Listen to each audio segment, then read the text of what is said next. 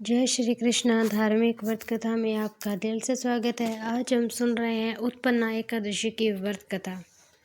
धर्मराज युधिष्ठिर कहने लगे कि भगवान, मैंने कार्तिक शुक्ल एकादशी यथार्थ प्रबोधिनी एकादशी का विस्तार से वर्णन सुना है।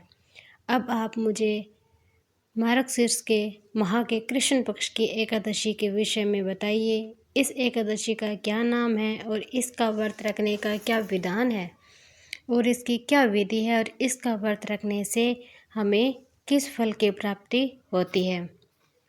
तो भगवान श्री कृष्ण बोले, मार्गशीर्ष के माह के कृष्ण पक्ष की आने वाली इस एकादशी को उत्पन्ना एकादशी कहते हैं। यह व्रत शंखद्वार तीर्थ में स्नान करके भगवान के दर्शन करने से जो फल प्राप्त होता है उसके बराबर ये पुण्य मिलता है। व्रत करने वाले व्यक्ति को चोर, पाखंडी, पर स्त्रीगामी, निंदक, मिथ्याभाषी तथा किसी भी प्रकार के पाप से बात नहीं करनी चाहिए। इसका महत्व मैं तुम्हें सुनाता हूँ, तुम्हें ध्यानपूर्वक इस व्रत को सुनना। युधिष्ठिर कहने लगे, भगवान, आपने हजारों यज्ञ, लाख गोदान को भी एकादशी व्रत के बराबर नहीं बताया, सो यह व्रत कैसे हो सकता है। भगवान कहने लगे, युधिष्ठिर, सतयुग में मोर नाम का दैत्य उत्पन्न हुआ था। वह बड़ा ही बलवान, भयानक था।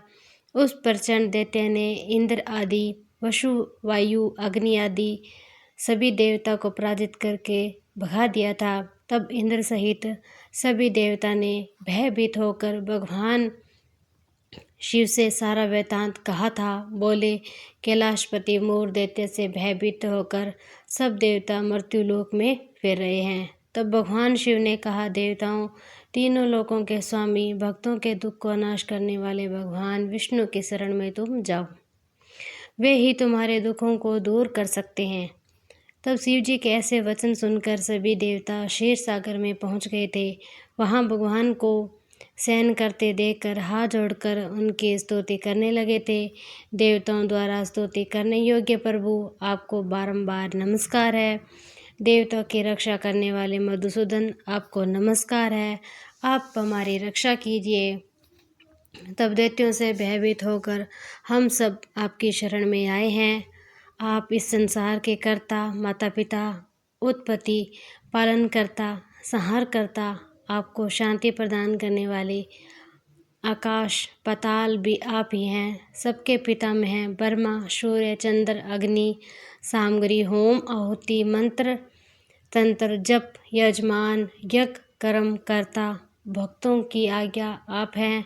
आप सर्वव्यापक हैं। आपके सिवा तीनों लोकों में चर अचर कुछ भी नहीं है।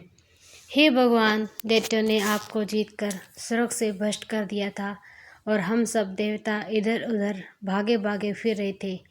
आप उन दैत्यों से हमें भी, हमारी भी रक्षा कीजिएगा। इंद्र ने ऐसे वचन सुनकर भगवान विष्णु कहने लगे कि हे इंद्र, ऐसा मायावी दैत्य कौन है जिसने सब देवताओं को जीत लिया? उसका क्या नाम है? उसमें कितना बल है? उसकी आश्रय में कौन है तथा उसका स्थान कहाँ पर है?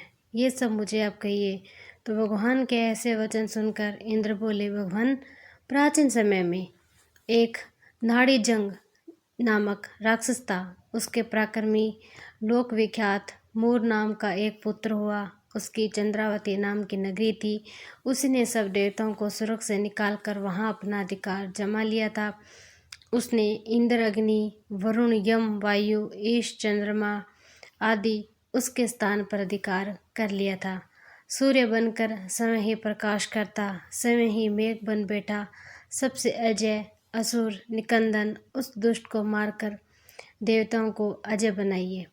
यह वचन सुनकर भगवान ने कहा, देवताओं, मैं शीघ्र ही उसका संहार करूंगा। तुम चंद्रावती नगरी में जाओ। इस प्रकार कहकर भगवान सहित सभी देवताओं ने चंद्रावती नगरी की ओर प्रस्थान किया। उस समय जब दैत्य मोर सेना सहित युद्ध भूमि में गरज रहा था, उसकी भयानक गर्जना सुनकर सभी देवता भय के मारे चारों दिशाओं में भागने लगे थे।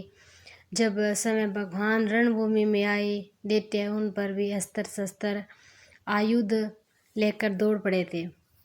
भगवान ने उन्हें सर्प के समान अपने बाणों से बीन डाला था। बहुत से दैत्य मारे गए थे, केवल मोर ही बचा था। अविचल भाव से भगवान के साथ युद्ध करता ही रहा। भगवान जो जो तीक्ष्ण बाण चलाते उसके लिए पुष्प सिद्ध होता। उसका शरीर क्षीण भीण हो गया था, किंतु वह लगातार युद्ध करता रहा।